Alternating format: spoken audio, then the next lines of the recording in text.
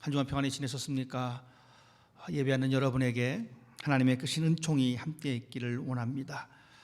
우리가 누군가를 구별할 때에 그 구별하는 기준이 다 있습니다. 사람을 식별하는 기준이 있습니다. 여러분 어떻습니까? 우리가 사람을 구분할 때에 어떤 기준을 두고 구분을 합니까? 보이지 아니하는 마음의 감정, 보이지 아니하는 마음의 사람의 성격, 그런 것을 가지고 사람을 식별하는 기준을 삼기는 힘듭니다. 그렇다면 우리가 쉽게 구별할 수 있는, 식별할 수 있는 기준이 있습니다. 그것은 바로 얼굴입니다. 얼굴을 보면서 이 사람은 홍길동이구나, 저 사람은 춘향이구나 라는 식으로 우리는 구분하게 되어집니다. 그런데 이 사람의 얼굴을 볼 때에 우리가 그 얼굴의 어떤 모습을 여러분 보게 되어집니까? 그 사람의 얼굴을 보면 우리는 그 사람의 지금 상태가 어떤지 대충 짐작할 수도 있습니다. 물론 그 상태를 짐작할 수도 없지만 대부분의 사람들은 그 사람의 얼굴의 상태를 보면서 그 사람이 지금 어떤 상태인지 가늠해 볼 수가 있습니다. 즉 우리의 얼굴에는 그 사람의 마음가짐이 드러난다는 겁니다. 사람의 얼굴에는 그 사람의 지금 현재의 감정 상태가 드러난다는 것입니다.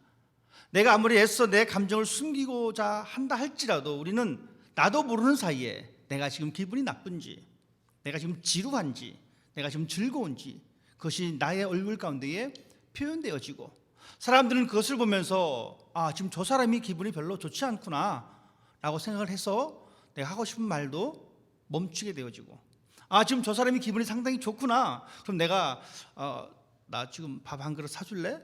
이렇게 이야기할 수도 있고 나의 부탁을 요청할 수도 있다는 겁니다. 굳은 얼굴이 있습니다. 그 굳은 얼굴은 여러분 어떤 마음의 상태를 나타낸다라고 여러분 얘기할 수가 있겠습니까? 굳은 얼굴은 기분이 나쁘다는 겁니다. 그리고 내가 지금 당신의 말에 대해서 내가 동의할 수 없다, 즉 반항 심리가 그 얼굴을 통해서 나타나게 되어집니다. 사람이 얼굴이 굳었으면 우리는 저 사람 참 반항심 있구나, 저 사람 참 뻔뻔하구나 라는 그런 부정적인 생각을 품게 되어집니다. 반대로 그 얼굴이 환하게 빛납니다. 여러분 어떻습니까? 저 사람 상당히 나에 대해서 적대감을 가지고 있구나 라고 생각하지 않습니다. 지금 저 사람 정말 즐거운 일이 있나 보구나. 즉 밝은 얼굴은 기쁨을 상징하는 모습으로 나타나주고 있습니다. 저 역시 제가 학창 시절에 이 표정 때문에 불합리한 것을 겪은 적이 있습니다. 저는 정말 아무 생각 없이 쳐다봤는데, 신기해서 쳐다봤는데 상대방은 그 쳐다보는 그것을 반항의 표현으로 받아들이고 저를 혼내켰던 그런 기억이 있습니다. 사실 이 고등학교 때 호기심이 많지 않습니까? 도서관에서 공부하고 있는데 앞에 있는 선배가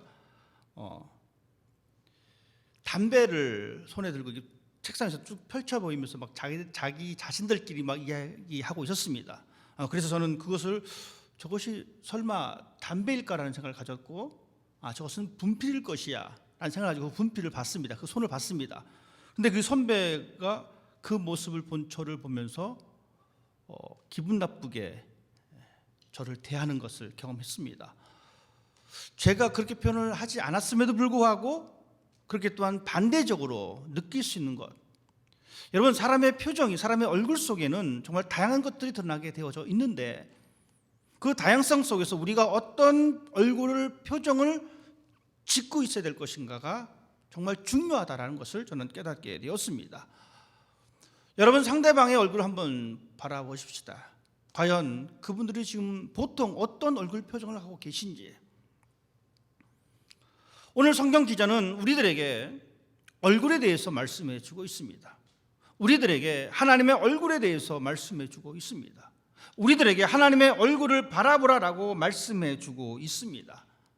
하나님의 얼굴은 어떤 얼굴이겠습니까? 하나님의 얼굴은 성경은 이렇게 표현해 주고 있습니다. 하나님의 얼굴은 하나님의 은혜와 하나님의 신의를 나타내는 것으로 표현해 주고 있습니다. 그래서 성경 곳곳에는 하나님께서 얼굴을 비추시면 그곳에 하나님의 은혜가 임재한다라고 말씀해 주고 있습니다.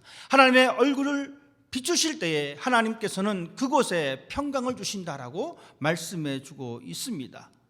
대신에 얼굴을 돌리거나 얼굴을 감추시게 되어지면 하나님의 은혜는 사라지게 된다라고 성경은 표현해 주고 있습니다. 그래서 이스라엘 백성들은 끊임없이 하나님의 얼굴을 찾고자 애쓰며 수고했던 사람들입니다. 선지자들은 끊임없이 이스라엘 백성들에게 여러분 제발 하나님의 얼굴을 찾으십시오. 하나님의 얼굴을 갈망하십시오. 하나님의 얼굴을 구하십시오 라고 선포해 주고 있습니다. 이 하나님의 얼굴은 무엇과 또 연관이 있냐면 제사와 연관되어져 있습니다. 즉 하나님의 얼굴은 예배와 연관되어져 있습니다. 하나님께서는 형상을 만들지 말라라고 말씀하셨습니다. 이스라엘 사람들이 고대에 살았던 이스라엘 사람들은 그 주변의 사람들이 신들의 형상을 만들어 놓고 그 신들에게 절하였습니다. 즉 우상 숭배하였습니다. 하지만 이스라엘은 그렇게 허락되지 않았습니다. 하나님은 어떤 형상도 만들지 말라라고 말씀하셨기 때문에 그렇습니다.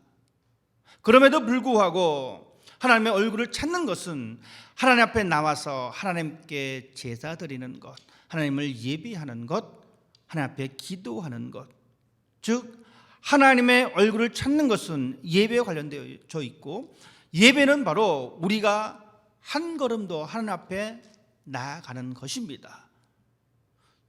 즉 시편 기자는 그의 고백을 통해서 하나님의 얼굴을 찾으라라고 말씀하신 것은 우리들에게 여러분 제발 한 걸음도 하나님 앞에 나아오십시오. 왜냐하면 하나님의 얼굴은 우리에게 평강과 우리에게 은혜가 되어주시기 때문에 그렇습니다. 그래서 시편 기자는 오늘 본문 말씀을 통해서 이렇게 우리들에게 권면해 주고 있습니다. 여러분들은 그의 이름을 부르십시오. 여러분들은 그의 거룩한 이름을 자랑하십시오. 여러분들은 그의 얼굴을 항상 구하십시오. 즉 여러분들은 하나님의 이름을 부르시고 여러분은 하나님의 이름을 자랑하시고 하나님의 얼굴을 항상 구하라라고 말씀해 주고 있습니다. 그 이유를 시편 기자는 오늘 왜 그렇게 말하고 있는지 말씀해 주고 있습니다. 우리가 다 읽지 않았지만 시편 105편의 말씀은 이스라엘의 역사를 함께 포함해 주고 있습니다. 하나님께서 이스라엘 역사에 개입하셨습니다. 그렇기 때문에 이스라엘 백성들을 향하여 그의 이름을 부르라, 그의 거룩한 이름을 자랑해라, 하나님의 얼굴을 구하라라고 말씀해 주고 계십니다. 이스라엘 민족의 역사에 개입하신 하나님 앞에 감사하면서 고백드려졌던 이 고백의 시가 바로 시편 105편의 말씀입니다. 하나님께서는 하나님의 약속을 이루시기 위해서 행동하셨던 하나님의 구원의 역사를 보여주셨던 것을 그들은 기억하면서 하나님 찾는 것을 게을리하지 않는 그 모습을 우리들에게 말씀해 주고 계십니다. 아브라함에게 주셨던 그 약속을 또한 이삭에게 주셨고 또한 그 약속을 또한 야곱을 따라서 맺으셨던 이 하나님의 언약, 이것이 그들만의 세상에서 끝난 것이 아니라 출애굽까지 이어지면서 가나안 정착까지 이어지는 하나님의 위대한 창조의 역사를 이스라엘 사람들은 기억함으로 말미암아 그들은 그의 이름을 부르며 그의 이름을 자랑하며 하나님의 얼굴을 구하는 그 삶을 살아야 됨을 분명히 말씀해 주고 있습니다. 즉 이스라엘 백성들은 하나님의 주권 아래, 하나님의 섭리 아래 저들의 역사를 이루신 그 하나님의 역사 아래 살았음을 그들은 알고 고백했다는 사실입니다. 하나님께서는 역사를 이루셨습니다. 그리고 하나님께서는 역사를 이루십니다. 그리고 하나님께서는 역사를 이루실 것입니다. 세상의 위인과 세상의 영웅이 이 세상의 역사를 이루는 것이 아닙니다. 여러분 반드시 우리는 기억해야 합니다. 하나님께서 우리의 역사이십니다. 그러하기에 우리는 이 어둠 속에서 희망의 빛을 어떤 사람이나 어떤 사상이나 어떤 시스템에서 찾는 것이 아니라 우리는 이 어려운 시대에 우리의 희망을 하나님 안에서 찾아야 합니다. 왜냐하면 하나님께서 이 모든 것을 주관해 주시기 때문에 그렇습니다. 시편 기자는 이스라엘 백성들에게 이렇게 선포해 주고 있습니다. 하나님의 약속은 대대로 이루어집니다. 우리는 그것을 경험했습니다.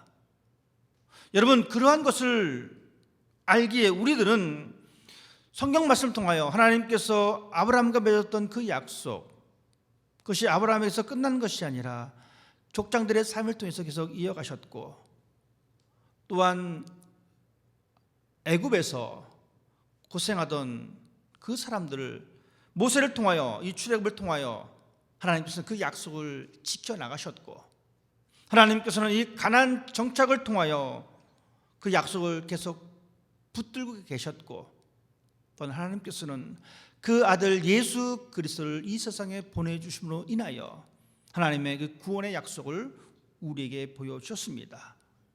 즉 하나님의 약속은 영원합니다. 하나님의 약속은 절대적인 것을 우리가 알 수가 있습니다. 하나님의 약속이 이렇게 영원하고 절대적인데 그 하나님의 약속 앞에 있는 우리들의 모습은 어떻습니까? 하나님의 약속 앞에 있는 여러분의 삶의 자세는 어떻습니까? 하나님의 약속 앞에 우리는 반응해야 합니다. 하나님의 약속 앞에 사람은 반응해야 합니다. 바로 그것이 하나님의 법을 즐거워하면서 살아가는 우리의 모습이요, 바로 그것이 하나님의 법을 따라 살아가는 우리들의 삶의 방식이 되어야 합니다. 그것이 바로 약속 앞에 서 있는 저와 여러분의 자세입니다. 그런데 우리는 그 약속 앞에 서 있다라고 하는 사실을 가끔 기억하지 못할 때가 있습니다. 하나님은 우리에게 약속해 주셨어. 우리는 그 사실만 기억합니다. 우리는 한 걸음 더 나아가는 사람이 되어야 합니다. 하나님의 약속이 있으면 그 약속 앞에 우리의 반응이 있어야 된다는 것. 여러분, 이것이 약속받은 사람의 삶의 모습입니다. 하나님의 약속에 반응하기 위해서 우리는 하나님 앞에 감사하며, 하나님의 약속에 반응하기 위해서 우리는 하나님의 이름을 부르며 그가 하신 일을 세상에 널리 알려야 합니다. 그리고 하나님의 능력을 구하여야 합니다. 그리고 하나님의 얼굴을 찾는 사람이 되어야 합니다. 시편 기자는 우리들에게 하나님의 이름을 부르라라고 말씀해 주고 있습니다. 하나님이 우리의 자랑거리가 되어야 합니다. 여러분, 살면서 무엇을 많이 자랑하십니까? 자식 자랑도 많이 합니다. 부부간에 그 부부를 자랑하기도 합니다. 내가 가진 소유와 내가 이루는 업적을 많이 자랑을 합니다. 좋은 일입니다. 여러분, 마음껏 자랑하십시오. 내가 가진 것, 여러분이 가진 것 자랑하십시오.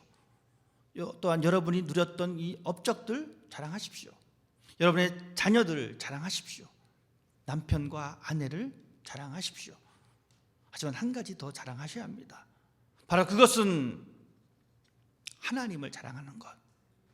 이것이 먼저요, 또한 이것이 마지막입니다. 우리의 신앙이 나의 자랑거리가 되어야 합니다.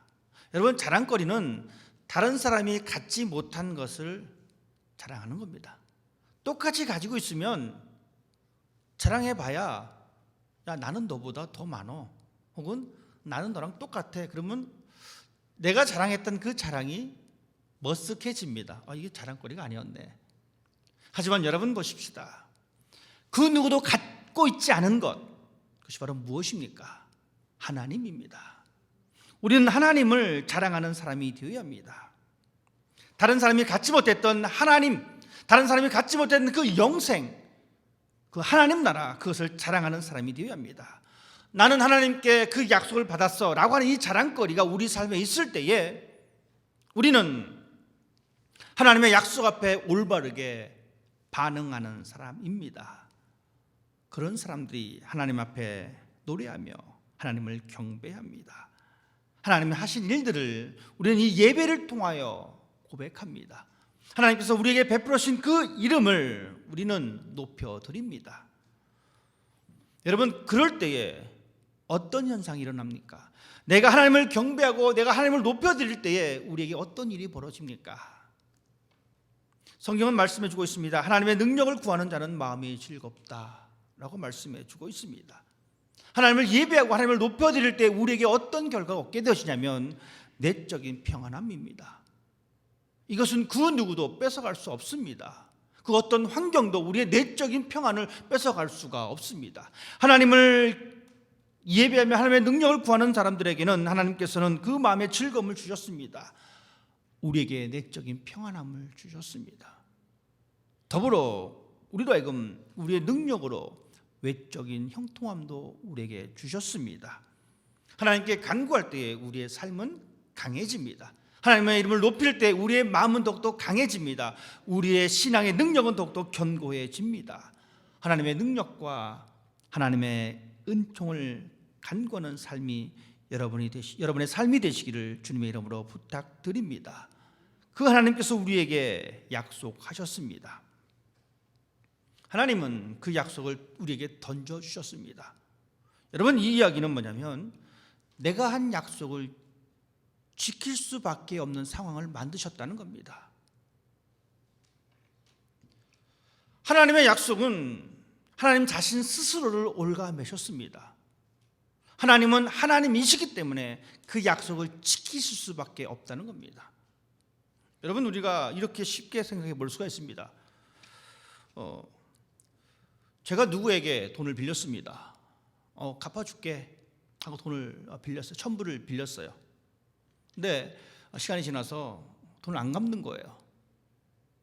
그러니까 저에게 돈을 빌려준 사람은 이러죠. 내가 너에게 1,000불을 줬는데 왜 안 갚느냐. 저는 이렇게 말할 수 있어요. 난 빌린 적 없는데. 자신의 양심의 소리를 거부하고 이렇게 말할 수 있습니다. 나는 빌린 적 없어. 여러분, 증거가 있습니까? 그 모습을 촬영해 놨나요? 문서로 적어 놨나요? 그 사람의 양심에 따라 움직이는 겁니다. 그런데 만약에 제가 당신에게 1,000불을 빌렸습니다 하고 문서를 써줬어요. 그럼 어떻습니까? 저는 무슨 일이 있어도 1,000불을 갚아야 됩니다. 그리고 그 문서를 없애야 됩니다. 하나님의 약속은 이렇게 우리에게 던져주셨습니다. 하나님은 자기 자신 스스로 그 약속 안에 가둬두셨습니다. 그리고 아브라함을 통하여 그 약속을 보여주셨고, 또한 오순절 사건을 통하여 그 성령의 약속을 또한 주셨습니다. 이런 하나님의 약속이 우리에게 던져졌는데 하나님께서는 그 약속을 지키시는 분임을 우리는 분명히 알 수가 있습니다. 성경 우리에게 이야기해 주고 있습니다. 하나님은 사람이 아니시기 때문에 시건치 아니하신다. 하나님의 약속을 우리에게 주셨고 그 약속대로 하나님의 기적을 사람들은 경험했습니다. 여러분, 어떻습니까? 하나님은 동일하게 이 시대를 살아가고 있는 우리들에게도 그 약속을 주셨습니다. 그리고 우리들에게도 하나님의 은혜를, 하나님의 기적을 주셨습니다. 우리는 하나님의 기적을 기억해야 합니다. 그 기억이 하나님을 떠나지 않으며 하나님의 백성의 삶을 살아갈 수가 있습니다. 우리의 기억은 희미해지고 우리의 기억은 사라질 수도 있습니다. 하지만 선명한 기억보다 희미한 문서가 더 힘이 있습니다. 우리가 하나님의 기적을 기억하는 삶을 살아갈 때에 우리는 하나님의 백성의 삶의 길을 걸어갈 수가 있습니다. 하나님의 기적이, 내가 기억하고 있는 하나님의 기적이 우리의 삶의 지침이 되어야 합니다. 그리고 그것을 기억하면서 하나님의 구원을 기억하면서 하나님을 찬양하는 삶을 살아가야 합니다. 여러분, 그것이 우리의 신앙 고백이어야 하고, 여러분, 그것이 우리의 삶의 내용이어야 합니다. 이것이 바로 신앙인이 갖춰야 할 모습입니다. 만약 우리가 살아가면서 하나님의 기적을 기억하지 못한다면 우리가 살아가고 있는 이 세상 가운데 고난을 이길 힘을 잃게 되어집니다. 하나님의 기적을 기억하지 못하게 되시면 하나님께서 우리에게 주신 그 모든 것에 대한 감사를 잃어버리게 되어집니다. 하나님의 기적을 기억하십시다. 그리하여 우리에게 주신 마땅에 이겨내야 할 고난과 환난을 이겨내십시다. 하나님의 기적을 기억함으로 말미암아 우리는 하나님 앞에 감사한 삶을 살아가십시다. 그리하여 하나님께서는 우리에게 그 삶이 이어질 수 있도록 우리를 권면해 주고 계십니다. 구약성경은 계속해서 우리에게 말씀해 주고 있습니다. 너희가 애굽 땅 종되었던 때를 기억해라. 왜 그렇습니까? 그 힘든 삶을 기억하여 내므로 말미암아 어려운 사람들을 외면하지 않냐고, 그들을 돕기 때문에. 그때 하나님께서 베풀어주신 그 기억을 기억해 내므로 말미암아 하나님, 지금 나의 삶이 힘들지만 반드시 이 세상 가운데에, 이 상황 가운데 나를 건져주실 것임을 믿을 수 있는 그 믿음이 있기 때문에, 그리하여 내 신앙을 놓아버리지 않냐고 부여잡을 수 있기 때문에 우리는 그것을 기억하는 사람이 되어야 합니다. 하나님의 얼굴을 우리는 구하는 사람이 되어야 합니다. 그 모습을 가지고 우리의 삶은 계속 살아가는 사람이 되어야 합니다. 사랑하는 성도 여러분, 하나님의 얼굴을 찾으십시오. 하나님의 얼굴을 구하십시오. 하나님의 얼굴을 갈망하십시오. 이것은 바로 하나님과 교제하며 그의 삶이 하나님과 동행하는 삶을 의미합니다. 기도하며 하나님을 찾는 삶을 의미합니다. 예배하며 하나님을 찾는 삶을 의미합니다. 우리가 하나님의 얼굴을 구할 때에 우리의 신앙을 지킬 수가 있습니다. 얼굴이 멀어지면 마음도 멀어진다. 여러분 잘 알지 않습니까? 하나님의 얼굴을 우리가 희미하게 잃어버리게 되어지면 우리의 신앙도 힘이 없게 되어집니다. 그래서 참 이 대면 예배가 정말 소중한 것 같아요. 광고 시간에 잠깐 말씀드렸지만 우리가 얼굴이 점점 멀어지면 우리 마음도 점점 멀어지고, 모여서 함께 예배되는 이 모습이 점점 약해지면 우리의 신앙도 우리가 알 수 없는 방향으로 나아갈 수가 있게 되어집니다. 물론 이 코로나로 인하여 우리가 온라인으로 예배 드릴 수밖에 없는 상황입니다. 어쩌면 이 상황이 우리가 생각하는 것보다 더 길게 지속될 수도 있습니다. 온라인으로 드려진 예배가 때로는 편리하게도 다가옵니다. 하지만 그 편리함이 우리가 가지고 있는 하나님을 향한 그 신앙의 열망이 희석되지 않을까. 물론 이 믿음은 그 누구도 판단할 수가 없습니다.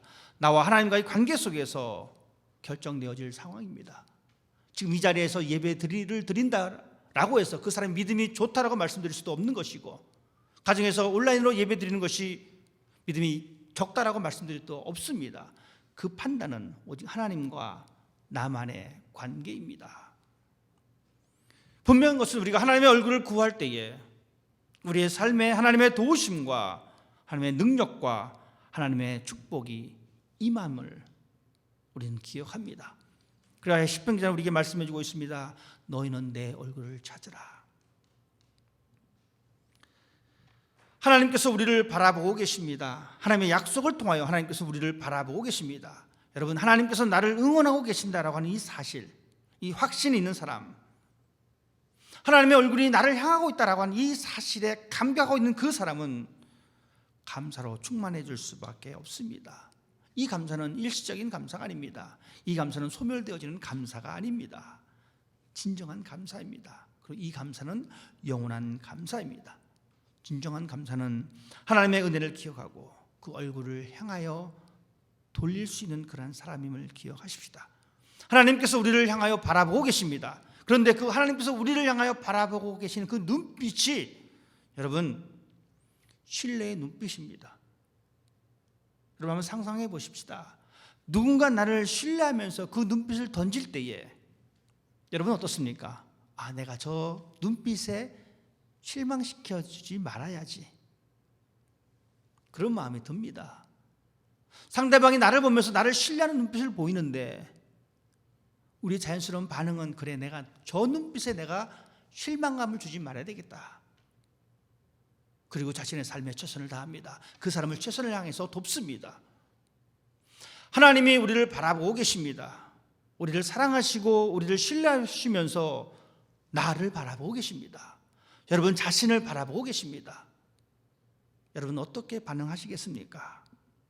하나님을 실망시키지 않으려고 애쓰는 그 노력, 바로 그 삶은 이 세상에서 하나님의 은혜를 기억하면서 감사로 고백되어진 그 삶의 모습, 바로 그 삶이 바로 하나님의 얼굴을 구하는 사람의 삶의 모습입니다. 십전기는 또한 말씀해 주고 있습니다. 그 사람의 마음에 즐거움이 있다. 세상을 보면 즐거움보다 걱정이 많습니다. 사람을 보면 즐거움보다 걱정이 참 많습니다. 온갖 뉴스를 들을 때마다 여러분 어떻습니까? 아 좋다 좋다 이런 것보다는 아이고 세상이 어떻게 저렇게 돌아가지, 근심과 걱정이 더 많습니다. 그렇기 때문에 우리들은 하나님을 바라봐야 합니다. 하나님의 얼굴을 구해야 합니다. 하나님의 얼굴을 구하는 사람은 즐거움이 있다라고 분명히 우리에게 말씀해 주고 있습니다. 그의 거룩한 이름을 자랑하라. 여호와를 구하는 자들은 마음이 즐거울지로다. 하나님으로부터 오는 평안과 위로와 하나님으로부터 오는 소망과 격려가 있기 때문에 그렇습니다. 다윗이 골리앗과의 싸움에서 승리한 비결은 그가 골리앗을 본 것이 아니라 하나님을 바라봤기 때문에 그렇습니다. 하나님의 얼굴을 바라봄으로 말미암아 그는 그 싸움에서 승리하였습니다. 여러분 우리의 삶에 여러 가지 문제가 있습니다. 내 환경에 여러 가지 문제가 있습니다. 우리가 살아가는 이 세상에 여러 가지 문제가 존재합니다. 하나님의 얼굴을 바라보십시다. 하나님의 얼굴을 갈망하십시다. 나의 도움은 천지를 지으신 하나님께로부터 옵니다 라고 고백했던 시편 기자의 고백처럼 우리가 하나님을 바라볼 때에 상황과 상관없이 하나님께서 우리의 마음과 생각을 지켜주십니다. 그래 우리의 마음속에 어떠한 환경에 있다 할지라도 즐거움이 샘솟듯 솟아나게 되어집니다. 이것이 바로 예수께서 말씀하신 내 배에서 생수의 강이 흘러 넘치라라고 말씀하신 그 말씀과 동일하게 통하는 그러한 귀한 말씀을 우리는 볼 수가 있습니다. 외부적인 환경이 우리의 마음의 즐거움을 보장하지 않습니다. 하나님의 얼굴이 우리의 마음의 즐거움을 보장해 줍니다. 즐거움은 하나님의 축복입니다. 사랑하는 성도 여러분, 그 하나님의 축복을 누릴 수 있는 여러분이 되시기를 바랍니다. 하나님의 얼굴을 바라보고 하나님의 얼굴을 찾고 하나님의 얼굴을 구할 때에 우리는 하나님의 보호와 하나님의 인도하심을 받을 수가 있습니다. 내 눈이 여호와 하나님을 향하여 있다라면 하나님의 도우심은, 하나님의 평강의 손길은 계속될 것입니다. 하나님께서는 우리에게 이렇게 말씀해 주고 있습니다. 하나님은 그 얼굴을 비추어 은혜 베풀기 원하시며 그 얼굴을 우리에게 향하여 드사 평강 주시기를 원하신다. 그 하나님의 얼굴을 여러분 바라보십시다. 그리고 그로부터 주시는 즐거움을 누리십시다. 이것이 이 땅을 살아가는 우리의 모습입니다. 기도하겠습니다.